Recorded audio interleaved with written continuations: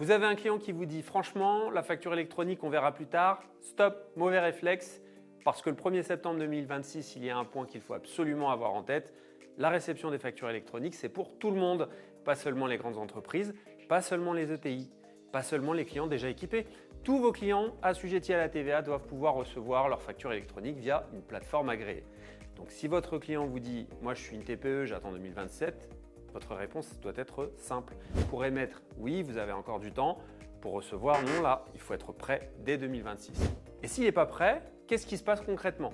Premier risque, le bazar opérationnel. Un fournisseur envoie une facture conforme, votre client n'a pas choisi de plateforme, son organisation n'est pas prête, ses flux ne sont pas cadrés, résultat, on revient au bricolage. Des PDF qui traînent, des relances, de la ressaisie, des erreurs, des délais. C'est peut-être pas l'incendie le premier jour, mais très vite, ça va devenir une perte de temps, une perte d'argent et puis une source de tension. Deuxième risque, le risque fiscal et documentaire. La réforme ne concerne pas seulement l'envoi des factures, elle embarque aussi des données, des statuts, de la traçabilité.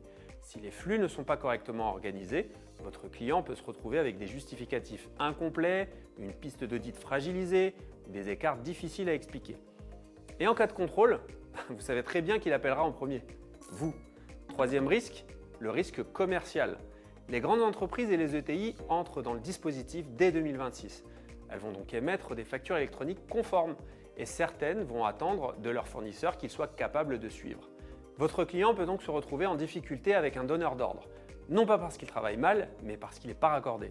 Et quatrième risque, le risque financier. Et oui, il y a aussi des sanctions et si votre client ne choisit pas la plateforme agréée pour recevoir ses factures électroniques, l'administration peut le mettre en demeure de se mettre en conformité.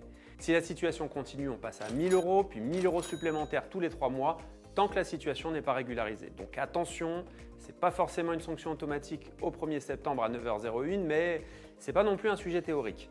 Le risque existe, il est chiffré et il peut durer. Et pour les clients qui devront émettre des factures électroniques, le message est tout aussi clair. Une facture qui ne respecte pas l'obligation d'émission électronique peut coûter 50 € par facture avec un plafond annuel. Donc, quand un client vous dit « on verra plus tard », vous pouvez lui répondre calmement « plus tard », ça peut vouloir dire des flux bloqués, du temps perdu et potentiellement des pénalités. Alors, côté cabinet, on fait quoi? Premier réflexe, identifier l'outil actuel du client. Il facture comment aujourd'hui? Excel, Word, un logiciel de gestion, un outil de caisse, une solution comptable? La vraie question, c'est est-ce que cet outil est compatible avec une plateforme agréée ou est-ce qu'il faut prévoir une solution? Le deuxième réflexe, ne pas laisser croire que le PPF fera tout. Le client doit choisir une plateforme agréée directement ou via une solution connectée. Le PPF, ce n'est pas un portail magique où tout le monde va déposer et recevoir des factures B2B. Troisième réflexe, tracez votre conseil. Un mail, un compte-rendu, une checklist, une date de rendez-vous, une décision du client. Vous devrez pouvoir montrer que vous avez alerté, expliqué, conseillé. C'est utile pour lui et c'est protecteur pour vous. En conclusion, et ce qu'il faut retenir, c'est simple. Un client pas prêt au 1er septembre 2026, c'est un client exposé sur 4 fronts.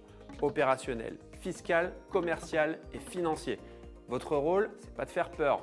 Votre rôle, c'est de rendre la réforme compréhensible, de poser les bonnes questions et d'aider vos clients à prendre une décision éclairée. Et ça, c'est exactement votre métier. Si vous voulez être accompagné, de la méthode jusqu'aux outils, facture par Security, la plateforme agréée du groupe Isagri est là pour vous aider à embarquer vos clients sans stress, sans flou, sans perdre le fil. Et pour toujours plus de contenu, n'hésitez pas à liker, commenter et à vous abonner à notre chaîne.